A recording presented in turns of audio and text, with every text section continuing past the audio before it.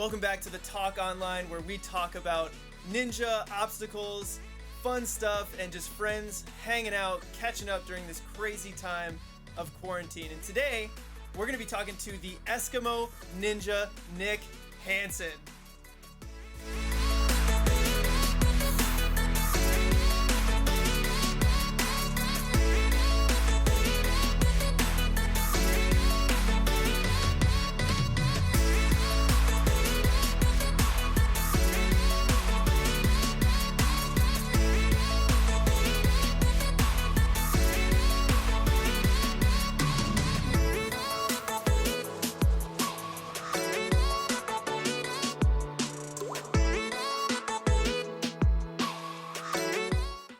Nick, what is going on, my guy? Hey, Chris, it's good to see you, man. I gotta say, I miss you so much. Dude, you have no idea. I think the thing I miss most is just you and everybody else too, though. You were supposed to film, and the quarantine started pretty much like the night before. Is that right?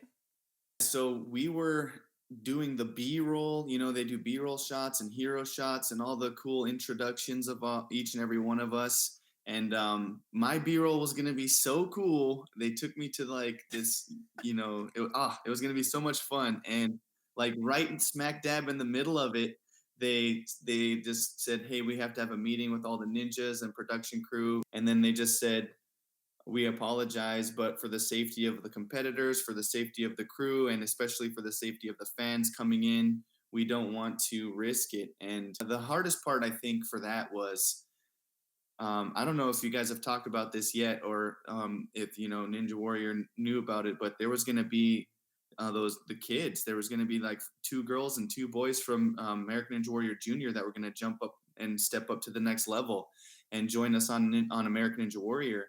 And those kids were just devastated. And immediately I put coaching mode on, put the coaching hat on, and said, "Hey, don't worry about it. This isn't the end. We just gotta move forward and adapt and overcome." I mean, hindsight is 2020. I think it was absolutely the right call for American Ninja Warrior to postpone the season. At the time, I'm sure it was tough. What was the general consensus among the ninjas like at that exact moment?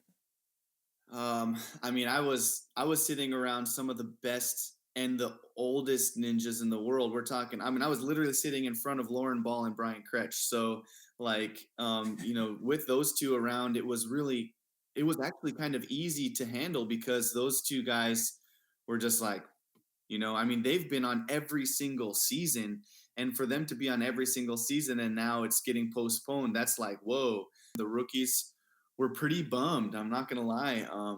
Yeah, they were just like, you could just see it in one of them. One of them just took it really hard, and he was just like, man, like he had worked so hard, and you could tell he was yoked. I mean, the dude was like ready to rock and roll, man. I swear he was gonna be fun to watch. And it was just a matter of the Brian Kretches, the Lauren Balls, and the David Campbells and the me's to kind of step up and just say, "Hey, we really appreciate you taking our health into your consideration." I think the fact that they came out and they said it was the health and safety of everyone was the most important, especially at that time, because not everything had blown up quite yet. It was like right on the verge of blowing up. So I think in hindsight, I mean, it was the right decision, but definitely tough for us. I gotta ask. Moving on to some more ninja stuff. I actually just I had a conversation with Daniel Gill on the first episode of this, and I didn't know his story. And honestly, we're such good friends. I don't know if I know your story either. Like, how did you start doing ninja? Oof, good question. So back in 2014, so like but it was the year before season 7. I went through a really tough time in my life. I'm going to be honest with you. I went through a time where I was falling into a very deep state of depression. I had lost a lot of my friends to different types of deaths, alcohol related suicides, and some four-wheeler accidents, and things were starting to just really go downhill for me. And I got to this really low point, and then one night came out of it, and my girlfriend Joanne, who is a very strong rock in my life. We've been together for 10 years. She was there for me, and my best friend Isaiah, one of my best friends, Isaiah Woods. He's been here my whole life in Unilocleat, and he was there for me, and we came out of it, and we started making home videos.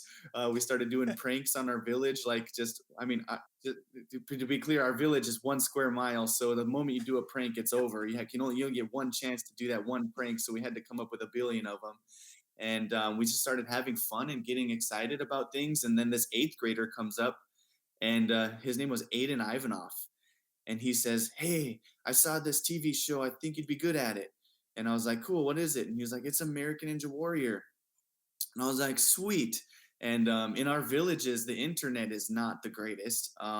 We don't have like super strong, unlimited internet like you get down in the cities. So we had to go borrow and bum the school's internet. And so we go outside the school, and we're bumming the school's internet, and we're watching an episode of American Ninja Warrior on YouTube, sitting on the steps outside in the sun. And and I was like, "This is a great show. I would watch it with you." And he said, "No, I don't think you should watch. I think you should try out." And I was like, "What?" Okay. He was like, "Yeah, let's build a warp wall." And I was like, "All right, cool. Let's build a warp wall." So, like that night, we built a warp wall, and I stayed up until like 3 in the morning building this warp wall outside my parents' like garage door. I just love that you're the adult in this situation, and this eighth grader is like, "Hey Nick, we should do this. Let's build a warp." And you're just like, "Heck yeah, man, let's do it." Yeah, dude. Dude, the thing is the youth inspire me, man. Like, I just, the kids out here, a lot of them, they have such broken homes, and you see, and being able to know every single person by name, and the sound of their voice on the phone, like, because there's only 750 of us in our whole village. You see it on such a different level than you see it in a city.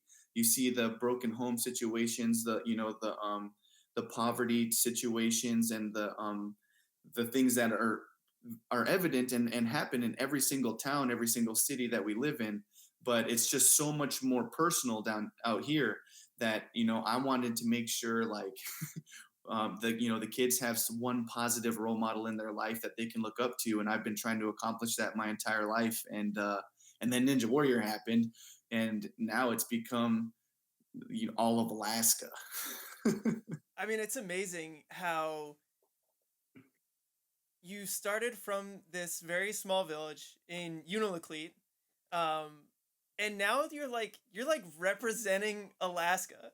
Like, not only have you been on American Ninja Warrior, but you have like dominated on American Ninja Warrior, and you've performed very well. And so now it's like you've got like Alaska on your back, bro. Dude, it's crazy, man. I never thought I would be where I'm at today. Like, I mean, stamping my name in history in some ways, and then just kind of being a veteran. You said veteran, and when you said veteran to me, and I was like, "You're a veteran, I'm a veteran, we're veterans together." It's like, holy smokes! Like, I never would have thought that I would be where I'm at today. I mean, my ninja course is made out of driftwood. I mean, it's dilapidating in weather every single day, and I have to train in the middle of ice and snow. And Well, it just speaks such volumes. The fact that you look at, the mainland of the country, and there are so many state of the art gyms, and just you look around the country and there's a lot that are blowing up, and there's more and more every day. And you look at where you came from and the success that you've gotten, and you are, I mean, when you look at the top level of ninjas, like Nick Hanson's name is like way up there. And the fact that you don't have that equipment, you're training on driftwood, like I think it speaks so much to how talented you are, first of all, and just like the drive and persistence that you have. Because to have that motivation without that state of the art facility, like it's amazing. Like you're an inspiration to me for sure. And I understand why Alaska like has your back. I gotta talk about our Alaska trip. We go up to this glacier, and it's actually a pretty nice day, but the further up you get into the glacier, it starts to get chilly. It gets more and more cold the further up you get. And so we find this like glacier pool where there's water running into this pool, and it's like just like freezing cold water.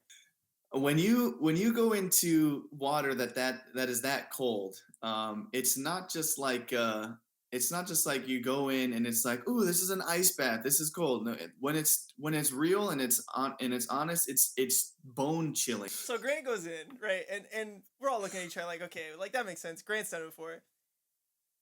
But then I make eye contact with Ethan, and he gives me this look of like, I'm doing it. I'm doing it.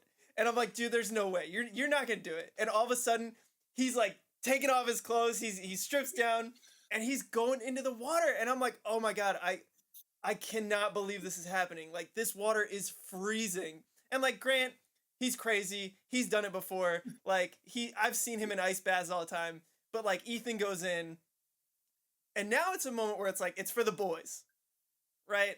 And so I'm not proud of what happened after I went under the water. But here's a little clip.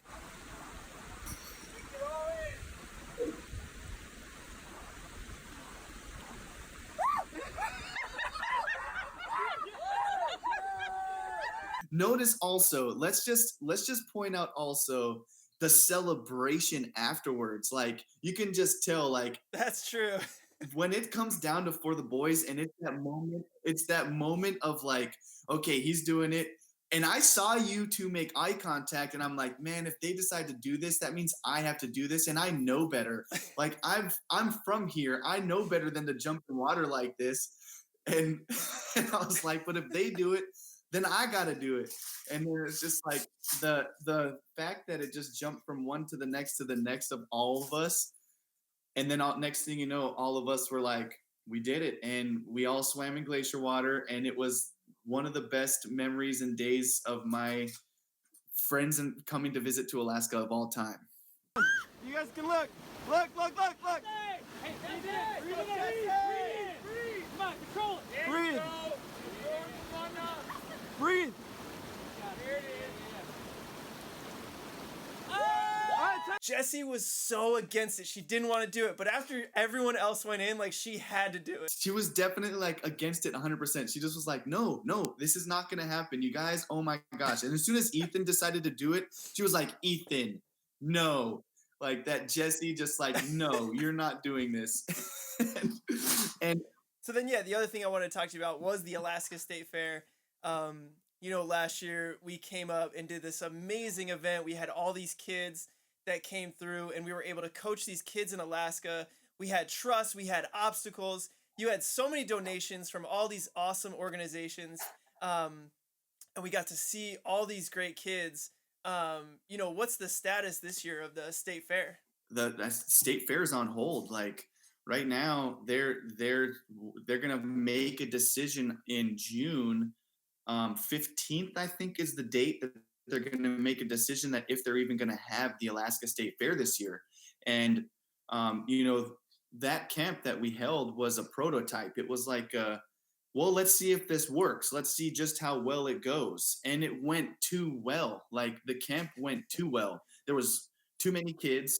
There was too many people wanting to compete on the course. There was, and you guys did, you represented American Ninja Warrior too well that the staff at the Alaska State Fair was like, this has got to happen again. We're not going to say first annual, but we're going to say first annual.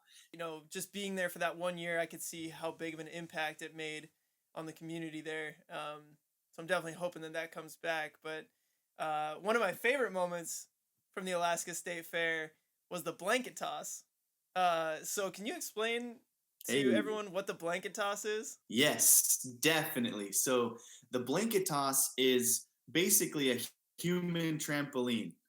There's all these people wrapped around grabbing these little ropes, these little loops in the rope, and the blanket is made out of ugruk skin. And ugruk skin is what we use for our boats up here in Alaska to go out hunting. So traditionally, we are a subsistence lifestyle. So we go out hunting and we gather 60% of the food that we eat on our tables every single day. Traditionally, our ancestors didn't have binoculars, they didn't have telescopes or any way to spot, or spotting scopes or anything to spot out on the ice. So what they would do is they would throw somebody up in the air on a blanket as a community, and they would spot for whales or seals or ugruks or any if the ice was breaking up or whatever it might be, they would spot for him out on the ice, and then they would point in that direction while they were in the midair. And nowadays we don't have to do that as much. We don't have to do that as often, and we've turned it into a, an opportunity for fun. It's definitely not a trampoline. It's terrifying. I mean, you could see how many people it takes to hold up that blanket. I mean, there are like tons of people surrounding that blanket. Everyone's got their hand on a handle, and there's so much trust that you have to put as the person on the blanket into everyone holding the blanket, that there's so much trust involved. It's not like you don't. It's not like we just get, bunny hop above the blanket by a little bit. I mean, we're flying 15 feet in the air, and and it can have its repercussions. Ethan got on the blanket, and on his first try, a little bit of a mishap. So we're gonna show that clip. I mean, good form to start. Yep. Oh Yep. my gosh. Whoa. Oh god. Oh my goodness. I mean, just look, you can see how many people are Holy holding this smoke. blanket, and Swan goes up. Obviously, he's gonna do a backflip, but it's not a trampoline, and so it's different. Yeah. It's not as easy to get your bearings and to throw that backflip. And look at Grant there for the boys, Mhm. making the save, just taking it. Dude, I don't know if you're noticing, but in that clip right now, oh my gosh, I'm totally looking at the dude that's next to Grant with the gray hair. He's not even watching. So knowing the blanket toss so well and being so experienced on the blanket toss, that moment when I saw him, immediately, as soon as I seen him throwing the backflip, I was like, shoot, Ethan's going off the edge. And I immediately looked at who was below him. And I was so thankful I saw the gorilla from Hawaii standing there, because there was nobody else on the planet I would have wished for him to land on than Grant McCartney. Yeah, Grant was definitely the best option to be there. If it was me, we would not be having this conversation today. We talked about how successful your career has been in American Ninja Warrior. I mean, is there a moment that you can point to, or do you have like a top American Ninja Warrior or just ninja in general moment that sticks out to you? People will assume that the $10,000 mega wall is going to be the moment that I point to, like getting up to the top of that, hitting the buzzer, and that's going to be the moment where I point to and say that was my favorite moment, or that was my best moment on American Ninja Warrior. And I can agree that that was a very high point in my career, and that was definitely something that took me to the next level, and really pushed me over the top as far as like being notoriety goes and things like that. But the most important moment is not the wall itself. It's not climbing the wall, it's not hitting the buzzer and being excited, it's not winning $10,000. It's the moment right beforehand.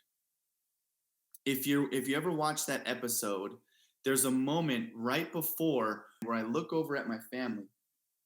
It seems like 5 minutes, but it was only like 1 minute before, because production has a limit. Adam is back there with rules saying, hey, this is the way it's got to go. You have 1 minute before you get up the wall, and he's telling and I looked at him and I said, hey, how much time do I have? And he said, you're good, which was like 15 more seconds. Mm-hmm. And I looked over at my family, and that moment right before was the moment that I will remember forever. And I always reference before I go on any other course since then, or any other competition, UNX since then. I looked over at Joanne, which is my girlfriend, I said, for 10 years, and my mom and my sister and Grant. And those were the sideline. That was my sideline crew. And when I looked at Joanne, I looked at her in the eyes, and I just kind of looked over, and then she said, you've got this. It wasn't like, come on, Nick, you can do it. It wasn't like, oh man, I hope for the best. We'll see what happens. It wasn't like that. It was like a very stern and confident, you've got this. And then I look down, and I kind of get my bearings ready, and I hear Adam say, "Time to go." And I kind of point at him with a little finger. I just kind of give him a little finger off to the side, and I say, "I got this." And I look back at my family, and I just kind of let a little smirk out. It's like, I've got this. You know, it was like this little smirk, the most confident moment in my entire ninja career ever. And I'm like really good at a salmon ladder. And I failed on the double salmon ladder in Vegas, and I was confident in that moment. But this was the absolute most confident moment in my entire ninja career, because when I looked at my family, Grant looked at me and said, "You're getting up that wall." And Joanne looks at me and says, "You've got this." And my mom's looking at me, and she's just like, it's not even like a mom concerned, "Oh man." It was like, it was like a stern mom concern, confident you're going to do this. And I was just like, "I've got this." I was, okay, let's do it. And it's not the celebration. It's not the fact that I got up the wall. It was that moment where my family and my friends and everybody that was over there on the sidelines said, "You're going to do this." And that was Ninja history made. And, that is my favorite moment of Ninja Warrior of all time, because it wasn't my abilities that pulled me up to the top of that wall. It wasn't my talent. It wasn't my skill. It wasn't my strength. It was the confidence that everybody else had in me in that moment. And that is what I think Ninja Warrior is all about. And that's what I've seen time and time again. There's such a connection with family and confidence, and to look over and to see them and supporting you, and to know that like they've got your back. Like there's no better feeling, man. There's no better feeling than knowing that everybody around you is lifting you up for that moment to happen. That's awesome. But Nick, thank you so much for coming on and talking to me. It's been so hard with quarantine and not getting to hang out with my friends, and training's been weird, and trying to do stuff at home. It's been really nice to just sit down and talk and have this conversation. So I really appreciate it, and thank you so much. Yes. Oh man, I'm just honored to be invited to it, and I'm so glad that I have an opportunity to share a little bit about our friendship and our stories together, because the B team lives, man. Thank you so much for having me, dude. I'm just honored.